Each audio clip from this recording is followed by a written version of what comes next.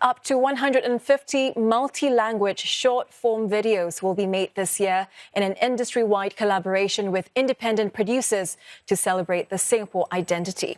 It's part of efforts to celebrate 60 years of nation building and the local media industry. There will also be activities such as VR exhibitions, spotlighting Singapore's culture and trade.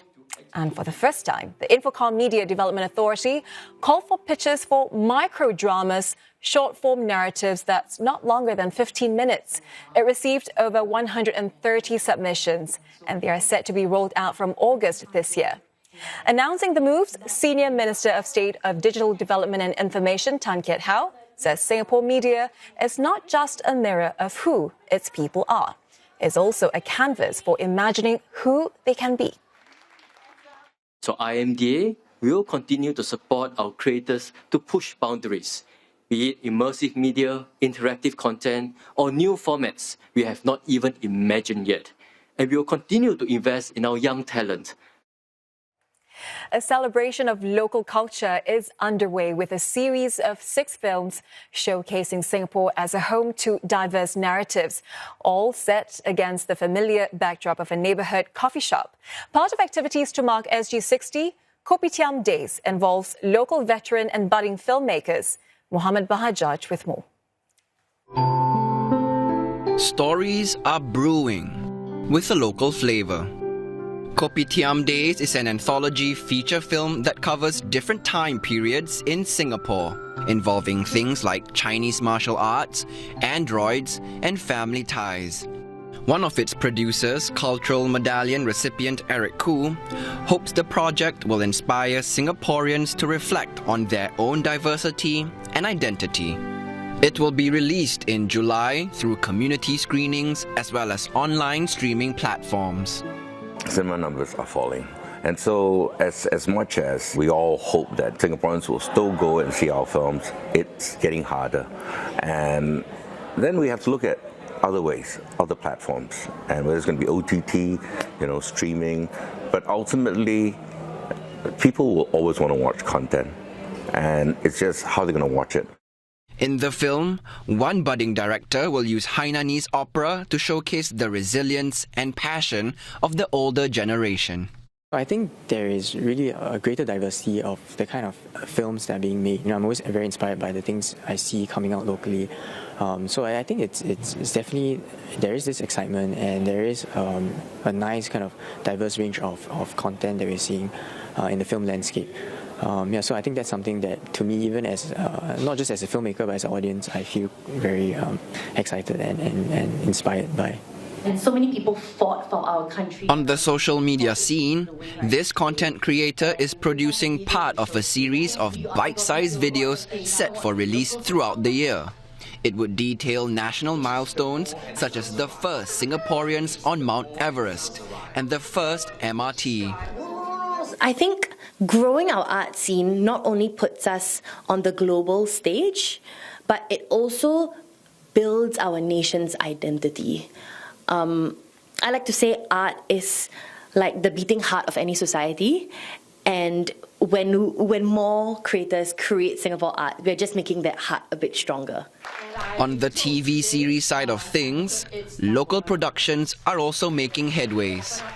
Much of the SG60 media initiatives were announced here at IMDA. One of them is the TV series Emerald Hill, which has accumulated 1.3 million viewers on MeWatch and Channel 8 since its launch in March. It has also been on the top 10 on Netflix in Singapore and Malaysia. Organisers tell me that it's a testament to the strength of local stories and talents that can succeed both locally and globally. And I'm excited to introduce our next guests. Here to share more are Tan Kiat Hau, Senior Minister of State for Digital Development and Information, and Eric Koo, Executive Producer and Creative Director for Kopitiam Days. Welcome, gentlemen. Well, thank you for having us. All right, Mr. Tan, let's start with you. A film anthology and micro-dramas. Why these platforms to showcase SG60 and celebrate the Singapore identity? Well, the starting point was that we wanted to tell the Singapore story. SG60 is a wonderful opportunity to reflect who we are as a people, as a nation, and also to capture the hopes and aspirations for the next generation. And I can't think of a better group of people to tell that story than our media practitioners. And we wanted to reach audience regardless of which screen they are on. Big screens in theaters, TV screens in living rooms, or just on screens on mobile devices, and in different formats to showcase the talent and the diversity of media sector. So from microdramas to short-form content to anthology of films, we are just showcasing the vibrancy of our media sector. All right, and also to tell our Singapore story, isn't it? Mr. Koo, you produced the film anthology, Kopitiam Days. We saw a little bit of it earlier. I remember you did something quite similar to this a decade ago, right? Yes. And that was called 7 Letters Correct. Anthology, and that was for SG50 celebrations. That's right. How is it different this time? And talk to us about the theme of Kopitiam Days. Well, I was actually in my favorite kopitiam after a long vacation, and the first thing I'll do is get that soft-boiled egg and kopi o kosong. So as I was sipping early in the morning, it suddenly occurred to me that it would be very refreshing to have these stale stories, Singaporean stories, all with the kopitiam as the background. Because it's a place that everyone is so familiar with. And so I started thinking, okay, when I started making films, Mee Pok Man, my first feature, was 30 years ago. That. Yes. 30 years ago. And I'm like, geez, now there's so many diverse filmmakers in Singapore. And I'm always happy to see our work travel, right? Yeah. So it wasn't difficult, pulling in Fran Bogner, Lim Taker to help me produce and getting this beautiful array of diverse filmmakers. So the pitch essentially was, actually, I'm a horror fan. But I said, okay, for this one, we don't go there. Just at some point, have the coffee shop there, like the soul of the film that watches over the customers and all that. But essentially just tell a story that you really want to tell. And I think a lot of us filmmakers all start off doing short stories. So you got to tell a good story within, let's say, 15 minutes, thereabouts. And so when you have time 6 decades, then you've got 90 minutes. Right. So, we want to share this with as many Singaporeans as possible. So through schools, we'll do cinema premiere, and I also like to get to the festivals overseas. And then we will stream it. So these films, they represent a mix of languages and time periods, right? Yes. Walk us through some of the stories that are featured and why they were chosen. Okay, so, when you ask a creative person to come up with an idea, you're hoping, please, it better be good, right? And I was so happy because within a couple of days, these guys were so excited. Yeah. They call me up, they show me bits and pieces, and I'm like, hey, this is really good. And it is, tone and all, so different. But what I loved about all these stories was the human heart. So I loved the one by Raihan, it's about his love for his grandma. So it's a story about an old makcik, but she's so horrible that nobody wants to look after her. The daughter gives her a robot. And that's so sweet, right? And then you have, Chris Yeo with the wushu sort of martial arts thing in a kopitiam. When I read it, I was like, man, this is a bit like a Stephen Chow. It's wild, And I think, it's very important also, once I got all the stories, to put them in the order. It must be very challenging for you to curate these stories, to select them. And then the story that I decided to be the last one is by Guo Shen. And then these directors don't know what the other one is writing, and they're all writer-directors. And it just so happens that the young characters in the first one will be the old characters. Oh, wow. In the last one. That's very fascinating. We've gotten some very good actors I'm to come looking on board, forward which to we will catch these films. And I understand as part of these SG60 celebrations, Mr. Tan, there will also be activities such as VR exhibitions to highlight Singapore's culture and trade, right?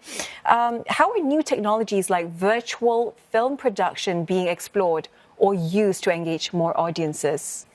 Well, the media industry is evolving and transforming, and it's really about how can we continue to evolve the offerings to cater to a different audience. And it is very challenging. Eric and the rest of the media practitioners know it.